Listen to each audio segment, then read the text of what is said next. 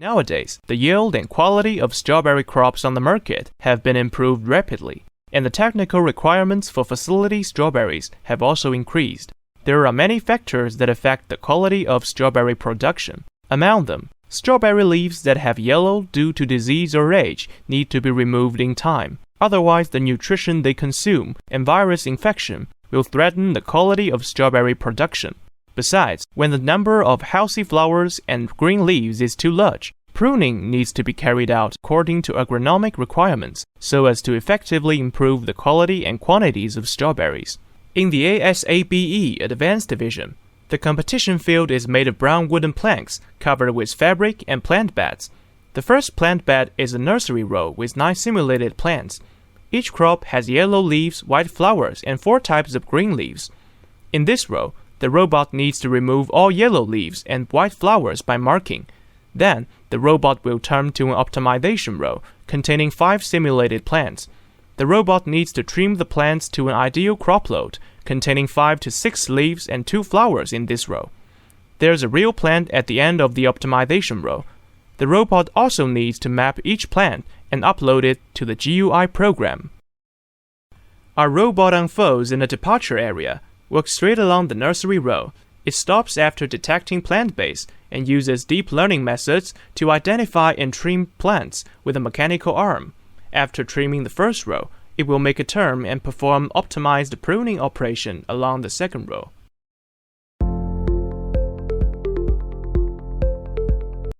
We use Jetsam Nano to process images and control navigation, and utilize Arduino to control the execution of the robot. We once used the Raspberry Pi, but the deep learning algorithm cost lots of time to run on it. Finally, we choose Jetsam Nano and use its serial port and Wi-Fi module to communicate. To exceed the size limit for pruning action, we designed a mechanical arm with 2 rotating joints as the deployment mechanism. It can achieve 4 degrees of freedom with our marking mechanism. Besides, our marking mechanism uses a stepping motor to adjust the angle, and the stepping motor uses a contact switch to reset. Considering the severe shaking of the robot, we also use soft control to reduce impact. In terms of navigation, we used to realize it by physical collision, but this would damage both the robot and the field. So we tried LiDAR, which can use the SLUM algorithm to achieve map construction and timely positioning, and we combine the feedback of driving motors and the grid-scale sensor into the positioning algorithm to reduce CPU costs. The robot used the grid-scale sensor to recognize the plant base to stop exactly at the center of the plant. Compared with the infrared sensor, the grid-scale sensor is less affected by light and has higher accuracy. We use deep learning algorithm for recognition. Based on the dataset we feed, deep learning can accurately identify targets even if they are severely occluded. However, in the nursery line, due to the small spacing between plants, we need to judge which plant the target belongs to. We first make a preliminary judgment based on the distance between the target and the center, but this strategy is not accurate enough when the distance between the target and the center of the plants on both sides is not much different. Therefore, we introduce the OpenCV formula to obtain its orientation through the shape of the target to determine whether it belongs to the middle plant. For white flowers, we can distinguish by whether there's a stem between it and the center. This method takes a short time and has a high accuracy rate. Finally, we convert the polar coordinates and pass the message to the Arduino to execute. This is our emergency stop button, which is very easy to access and can completely shut down the entire robot system. We also try to record the working status of the robot in real time, so as to continue working when the switch reopens. In the end, we retain the 2 versions. In order to visualize the recognition results, we added an OLED display screen and used simple legends to map plants.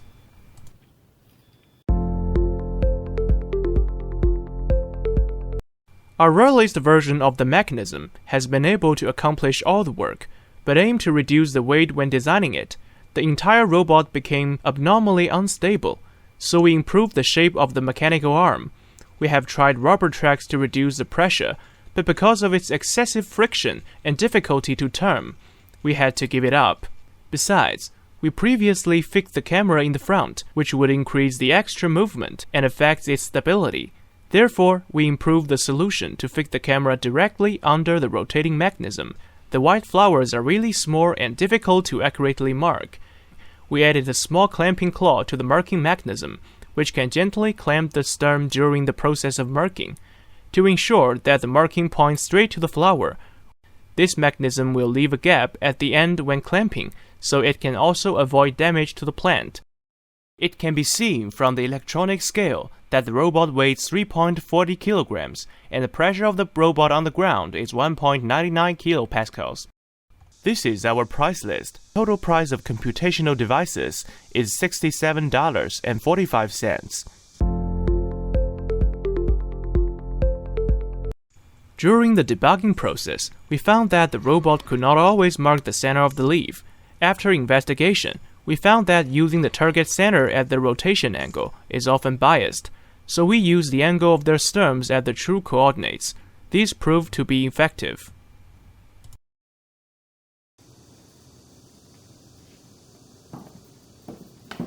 Okay, now we can see that the robot meets the 12-inch dimension limit. We shoot from 3 perspectives to better present.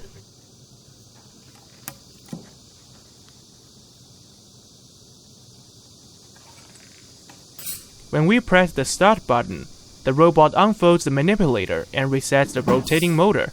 Then it starts to operate the nursery row. 3, 2, 1, start! In this row, we need to remove all the yellow leaves and white flowers. After detecting the plant, the robot stops and starts to recognize it.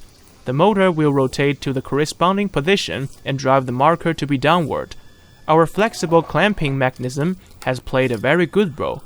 It keeps the marker and the flower in the same straight line and helps to avoid marking the leaves on the side. Since we saw the angles of targets, the robot will automatically determine which direction to rotate to reduce the time loss. After trimming a plant, the rotating motor will reset again. At the same time, our OLED can also draw plants on the robot in real time.